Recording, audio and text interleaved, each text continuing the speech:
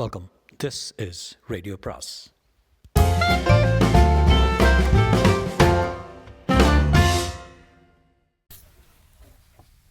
அனைவருக்கும் அன்பு வணக்கம். அனுராதா ரமணனின் மற்றொரு சிறுகதையின் பெயர் இழப்பில்லாத விபத்துக்கள். யமுனாவின் கண்ணெதிரே ஒரு சரித்திரம் தொடர்கிறது. காலங்கள் அப்படியொன்று பெருசாக மாறிவிடவில்லை. அன்று 20 வருஷங்களுக்கு முன்பு இதே மாதிரி யமுனா தன் தந்தையின் காலில் விழுந்து யாசித்திருக்கிறாள். இன்று இவள் மகள் பிரபா தன் தந்தையிடம் மன்றாடி கொண்டிருக்கிறாள். சே, இந்த ஆண் பிள்ளைகளுக்கு எங்கிருந்தால் அப்படி ஒரு முரட்டு சுபாவம் வருமோ? இது என்ன கொத்தடிமத்தனம்? சமையலறையை கழுவியபடி மகளுக்கும் கணவனுக்கும் இடையே நடக்கும் பேச்சையே யமுனா கவனிக்க, அப்பா என்ன, எனக்கு இப்போ கல்யாணம் வேண்டாம்ப்பா. பின்ன எப்போ வேணும்? இதற்கு அவள் பதில் அளிக்கவில்லை. தலை குனிந்து நிற்கிறாள். விழிகளிலிருந்து புறப்பட்ட கண்ணீர் பொட்டென தரையில் உதிர நின்ற இடத்தில் இருந்தபடியே கால் பெருவிரலால் தரையில் விழுந்த கண்ணீர் பொட்டுக்களை ஒன்று சேர்க்கிறாள் அவள். யமுனாவுக்கு தெரியும் தன் மகளின் மனசு என்ன பாடுபடும் என்று. கண்முன் 20 வருஷங்களுக்கு முன் நடந்த சம்பவங்கள் படமாய் வருகின்றன. எத்தனை கெஞ்சியிருக்கிறாள் அவள். அம்மா, அத்தை பிள்ளை எனக்கு வேண்டாம், அவருக்கு படிப்பு போதாது. இதை உங்கள் அப்பா கிட்ட யாருமே சொல்கிறதே? நீ தான் சொல்லணும், எனக்கு பிடிக்கல. எங்கள் 2 பேருக்கும் துளி கூட பொருத்தம் இல்லை. என் ஸ்நேகிதங்க எல்லாரும் சிரிப்பாங்க. உண்மைதான். யமுனாவுக்கும் ரகுபதிக்கும் கடுகளவு பொருத்தம் கூட இல்லை. உருவத்தில் பொருந்தாவிட்டாலும் பரவாயில்லையே, குணத்திலும் இருவரும் வேறு துருவங்கள். யமுனா சிறு குழந்தையை கூட அதட்டி பேச மாட்டாள். அப்படி ஒரு மென்மையான சுபாவம். ஆனால் ரகுபதி அப்படி இல்லை. படிப்பு இல்லாவிட்டாலும் தலைக்கண் நிறைய இருந்தது. அந்த கால மைனர் கேட்க வேண்டுமா? மயில் கண் வேஷ்டியும் விசிறி மடிப்பு அங்கவஸ்திரமும் கழுத்தில் புலிநகம் கோர்த்த சங்கிலியுமாய் ஊரையே ஒரு கலக்கி கொண்டிருந்தார். வாயில் வெற்றிலையும் புகையிலையும் மட்டுமில்லை, அசிங்கமான இரட்டை அர்த்தம் துணிக்கு பேச்சும் சதா நடமாடும். பணத்தால் இதையும் சாதித்து விடலாம் என்கிற திமிர் கொஞ்சம் நிறையவே. இவருக்கெல்லாம் கல்யாணம் அவசியமே இல்லை. ஆனால் யமுனாவின் தந்தை அப்படி நினைக்கவில்லை. இவள் பிறந்ததுமே தன் அக்கா பிள்ளை ரகுபதிக்குத்தான் இவள் என்று தீர்மானித்து விட்டார். உறவுதான் என்றாலும் சீர் செனத்திக்கு ஒன்றும் குறைச்சல் இல்லை. கல்யாணத்தின் போது யமுனா பள்ளி படிப்பை முடித்திருந்தால் ரகுபதி 8ஆவதோடு படிப்புக்கு முழுக்கு போட்டு விட்டார். அந்த காலத்திலேயே யமுனாவுக்கு பற்பல ஆசைகள். கல்லூரியில் தான் படிக்காவிட்டாலும் தனக்கு வருபவனாவது கல்லூரி படிப்புடன் கௌரவமான வேலையில் இருக்க வேண்டும். பணக்கார மாப்பிள்ளையை விட படித்த மாப்பிள்ளையை இவள் அதிகம் விரும்பினாள்.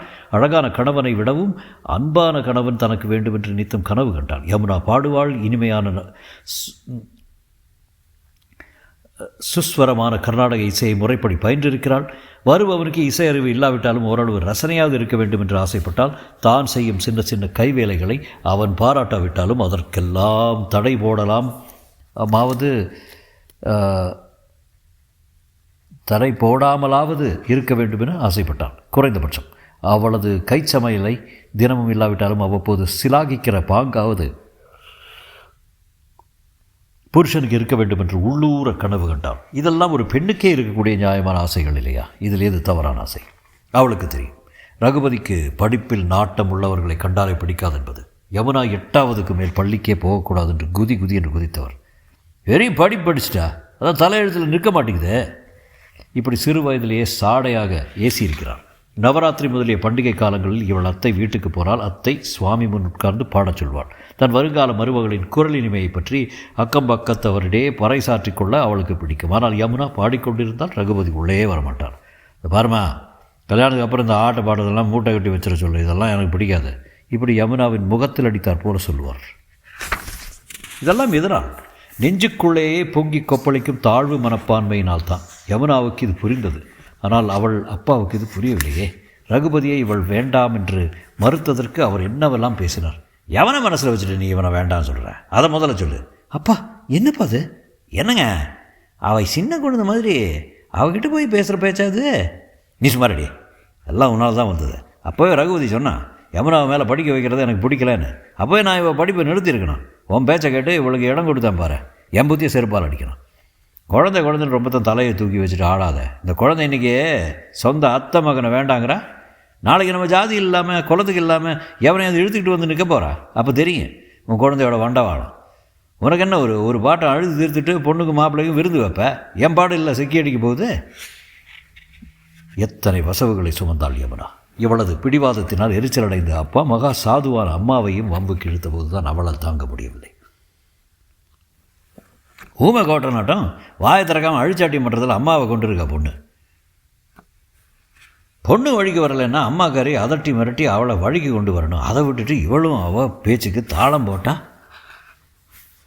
இதை பாரு, இவன் மாத்திரம் இந்த கல்யாணத்துக்கு சம்மதிக்கலை, அப்புறம் இவன் ஆயுசத்துக்கு இவன் ஜாதகத்தை நான் தூக்க மாட்டேன். அம்மா வச்சு பொண்ணாச்சு, எப்படியோ போங்க. இவன் கல்யாணத்துக்கு ஒரு தம்படி கொடுக்க மாட்டேன். எல்லாம் உன்னால் தாண்டி, உன்னால் தான். இவன் எனக்கு பிறந்த பொண்ணாக இருந்தால் நான் சொல்கிறத கேட்கணும். இத்தனை வார்த்தைகளுக்கு பிறகு நெஞ்சு முழுக்க சுமையாய் கண்களில் இருந்த கனவுகளில் கண்ணீரில் கரைத்தபடி மணப்பந்தில் உட்கார்ந்தவள் தான் யமுனா. ரகுபதி தன் ஆதிக்கத்தை பரிபூர்ணமாக மனைவி மீது செலுத்தினார். அப்பா என்ன வாழ்க்கை இது! ஆயுசுக்கும் சிறையில் அடைத்தார் போல் புருஷனிடம் அடி உதையோடு படுவது தான் சித்திரவதை என்றில்லை. யமுனா அனுபவித்ததும் கொடுமைதான். ரகுபதி திருமணமான புதில் இவளை ஒரு வார பத்திரிகை கூட படிக்க அனுமதித்தில்லை. என்ன கலெக்டர் புத்தகம் கைமா உட்காந்துருக்கீங்க? சும்மா தான், பொழுதுபோகலைன்னா ராத்திரிக்கு என்ன சமைக்கிறதுன்னு யோசி. இல்லாட்டி ராமாயணம் பாரதம் அந்த கால பொண்ணுங்க எப்படி புருஷனுக்கு அடங்கியிருந்தாங்கன்னு தெரிஞ்சுக்க. இதற்கு பின் அவள் வார பத்திரிகை எதையும் விரலால் கூட தொடுவதில்லை. பிரபா பிறந்த பின் இந்த கட்டுப்பாடுகள் இன்னும் அதிகமாயிற்றே தவிர குறையவில்லை. குழந்தைக்கு பாடத்தில் ஏதேனும் சந்தேகம் வந்து அம்மாவிடம் புத்தகம் கையுமாக ஓடி வந்தால் அதற்கு ஒரு எரிச்சல். அன்று முழுக்க காரணம் இல்லாமல் எரிந்து விழுவார். எடுத்து இருக்கலாம், ஆமாம் நீ பெரிய மேதை சொல்ல வந்துட்ட என்பார். உனக்கு 4 எழுத்து படித்த திமிரு என்பார். சிறுமிக்கு ஒரு நாள் பாட்டு சொல்லி கொடுக்க போய் யமுனா வாங்கி அர்ச்சனை கொஞ்சம் நஞ்சமல்ல. பாட்டு சொல்லி கொடுக்குறீங்களா மகளுக்கு? அவள் ஸ்கூலில் பாட்டு போட்டியான் கலந்துக்கணும்னு ஆசைப்பட்டா. உடனே நீங்கள் ஸ்ருதி பெட்டியை வச்சுக்கிட்டு உட்காந்துட்டீங்களாங்கோ. டான்ஸும் பாட்டும் குடும்ப பொண்ணுக்கு எதுக்கிட்டே? அவள் என்ன கச்சேரி பண்ண போகிறாளா நாளைக்கு? எங்கள் அக்கா மகனை கட்டிக்கிட்டு கிராமத்தில் போய் ஒடுங்கி குடும்பம் நடத்த போகிறா. உன்ன மாதிரி அவளையும் அல்டாப்பாக வளர்க்காத. ஆமாம் சொல்லிட்டேன். அன்றிரவு பிரபா அழுது முகம் சிவந்தான். அம்மா, அப்பா ஏன் இப்படி இருக்காரு? இவரோட என்னம்மா நீ இத்தனை வருஷம் குப்பை கொட்டின? இப்படியெல்லாம் துடுக்குத்தனமாக பேசக்கூடாது பிரபா. என்னமோ அவருக்கு இந்த படிப்பு பாட்டு அதுவும் பொண்ணுங்க இதெல்லாம் பிரகாசிக்கிறது பிடிக்கல. பொண்ணு நான் குடும்ப பாங்க இருக்கணும்னு விரும்புகிறாரு. பாட்டு படிப்பு கற்றுக்கிட்டவங்க யாரும் குடும்ப பாங்க இல்லையா? இதற்கு என்ன பதிலை சொல்வாள் யமுனா? இன்று அவள் காலங்கள் முழுதும் தீர்ந்து விட்டன. பிரபாவுக்காவது படித்த பண்புள்ள உழைத்து சம்பாதிக்கும் கணவன் வர வேண்டும் என்று இவள் ஆசைப்படுகிறார். இவளின் நியாயமான ஆசைகள் கூட ஏன் நிறைவேறாமல் போகிறது? பிரபாவை படிப்பு முடிந்தவுடனே தன் அக்காள் மகனுக்கு மனம் முடிக்கத்தான் ஒற்றைக்கால் நின்றார் ரகுபதி. அப்பொழுது அக்காள் இது பற்றி முகம் கொடுத்து பேசும் நிலையில் இல்லை. பிள்ளை பிஸ்னஸ் செய்து லட்சமாக வாரி கொட்டப் போகிறான் என்கிற மிதப்பில் இருந்தால் இருக்கட்டுமே, இப்போ என்ன அவசரம் என்று தட்டி கொழித்து கொண்டிருந்தாள். பிரபா வீட்டிலேயே உட்கார்ந்திருக்க பிடிக்காமல் பக்கத்தில் இருந்து தட்டெழுத்து பள்ளியில் சேர்ந்தால் ரகுபதிக்கு இதில் இஷ்டமில்லை தான். இருப்பினும் இவர் நிலைமை இப்போது கொஞ்சம் மோசம். மயில் கண் வேஷ்டியும் விசிறி மடிப்பு அங்கஸ்திரமும் போய் இன்று 4 முழ வேஷ்டியும் மேல் துண்டுமா சீட்டும் குதிரையும் சாப்பிட்டது போக 4 முழ வேஷ்டி மிஞ்சியதே அதிசயம். அதனால் தானோ என்னமோ பிரபாவின் தட்டெழுத்து படிப்பு அவர் கண்களில் அவ்வளவாக தட்டுப்படவில்லை. இப்பொழுது உச்சாணி கிளையிலிருந்து அக்காள் இறங்கி வந்திருக்கிறார். பிள்ளை லட்சமாக சம்பாதிக்கிறானோ இல்லையோ, எல்லா விதமான கெட்ட சகவாசங்களுடன் ஊரை சுற்றி கடனுடன் வீட்டோடு உட்கார்ந்திருக்கிறான். இவனை நம்பி யார் பொண்ணை கொடுப்பார்கள்? ரகுபதி, நமக்குள்ள என்ன இப்போ தான் அவன் கல்யாணத்துக்கு தலையாட்டியிருக்கான். எனக்கும் வெளியிடத்தில் பொண்ணு எடுத்து அத்தனை சம்மதம் இல்லை. அவ்வளோதான். ரகுபதி காரியத்தில் இறங்கிவிட்டார். அன்று யமுனா அவள் தகப்பனிடம் வாங்கிய அதே வசைமொழிகளை தானும் சுமந்து கொண்டு பிரபா முள்மேல் நிற்பது போல தவிக்கிறான். தாய் மகளும் இரவில் ஒரே போர்வையில் முடங்கும் பொழுதுதான் துக்கத்தை பரிமாறிக்கொள்ள முடிகிறது. ஆடாது பிரபா, அப்பாவோட பிடிவாத குணம் தான் உனக்கு தெரியுமே. இவர் பிடிவாதத்துக்கு நீ தான் பைத்தியம் மட்டும் அடங்கி போனேன். நான் எதுக்கு அடங்கணும்? அவரை பகைச்சிட்டு உனக்கு எப்படி நான் கல்யாணம் பண்ணுறது பிரபா? இவர் எதுவும் செய்ய வேண்டாம். ஒரு காசு செலவில்லாமாம்மா நீ என்னை திட்டுவியா? திட்டமாட்டு சொல்லு. ஒரு காசு செலவில்லாமல் எங்கள் இன்ஸ்டிடியூட் இன்ஸ்ட்ரக்டர் அதாம்மா வாத்தியார் முரளி என்னை கல்யாணம் பண்ணிக்கிறேங்கிறாரு. அப்பா கிட்ட கேட்க வரட்டுமான்னு கேட்குறாரு. எனக்கு தான் என்ன பதில் சொல்கிறதுன்னு தெரியல. ஒரு கணம் ஸ்தம்பித்து விட்டாள் யமுனா. தன் காலத்தில் தன்னால் முடியாத ஒன்றை தன் மகள் இன்று சாதித்து விட்டாளே என்கிற சந்தோஷ பெருமை இருட்டில் கூட முகம் முழுக்க தகதகைக்கிறது. இருந்தாலும் உள்ளூர் ஒரு நெருடல். அந்த முரளியா? யமுனா முரளியை பார்த்திருக்கிறாள். ஒரு நாள் வீட்டு வாசல் வழியே அவன் போனபோது பிரபா அவனை ஜன்னல் வழியே தாய்க்கு அடையாளம் காட்டியிருக்கிறான். சக்கர வண்டியில் போகிறாரே, நடக்க முடியாது. ஆனால் அவர் செய்கிற வேலை நம்மால் செய்ய முடியாது. அவரோட அறிவு நமக்கெல்லாம் வராதுமா. அவர் பேசி நீ கேட்கணும். எல்லா விஷயமும் தெரியும். ஆல்ரவுண்டர். இவர் சம்பாதிச்சா இவரோட தம்பிகளை எல்லாம் முன்னுக்கு கொண்டு வந்திருக்காரு. என்னால் இவங்களுக்கு காசை சேர்த்து வைக்க முடியாது, ஆனால் கல்வியை தர முடியும்னு அடிக்கடி சொல்வார். அன்று பிரபாவின் வார்த்தைகளில் ஒளிந்திருந்த பெருமை இன்று யமுனாவுக்கு புரிந்து போயிற்று. மகளை இழுத்து அணைத்து அணைத்து அவளது நெற்றியில் முத்தமிடுகிறான். பிரபா, பின்னால் அவர் இன்னும் மனசு வருத்தப்படக்கூடாது. எதுக்கு சொல்கிறேன்னா, நீ அப்படி நினைக்க ஆரம்பித்தா உன் வாழ்க்கையை விட அவன் வாழ்க்கை தான் அதிகமாக பாதிக்கப்படும். இப்போ நீ சொல்கிறியே, எங்களுக்குள்ளே இந்த விஷயம் பிரமாதமாக தோணுனதே இல்லை தெரியுமா? அவர் எனக்கு நல்ல ஸ்நேகிதர். பார்க்க போனால் என்னோடய படிப்பறிவும் பகுத்தறிவும் தான் அவர் முன்னாலே ஊனமாக எனக்கு தோன்றுறது. அப்பா கிட்ட எப்படி சொல்கிறதுமா? நான் சொல்கிறேன், நீ கவலைப்படாத. எப்படிம்மா? எப்படியாவது. யமுனா அழுத்தம் திருத்தமாக கூறுகிறாள். நெஞ்சுக்குள் புதுசாக ஒரு பலம் புகுந்தார் போல். எவனோ நொண்டி அவனுக்கு என் பொண்ணை தர்றதாவது. இந்த கல்யாணம் நடக்காது. நாளைக்கே என் அக்கா வரவழைக்கிறேன். ஆவணியில் கல்யாணம். நடுவில் ஏதாவது பேசினீங்க பல்ல தட்டிடுவேன். அனாவசியமாக கத்தாதீங்க. புருஷனோட வாழ போகிறது அவளா நீங்களா? உன்னை இத்தனை தூரம் பேச விட்டதே தப்பு. என் அனுமதி இல்லாமல்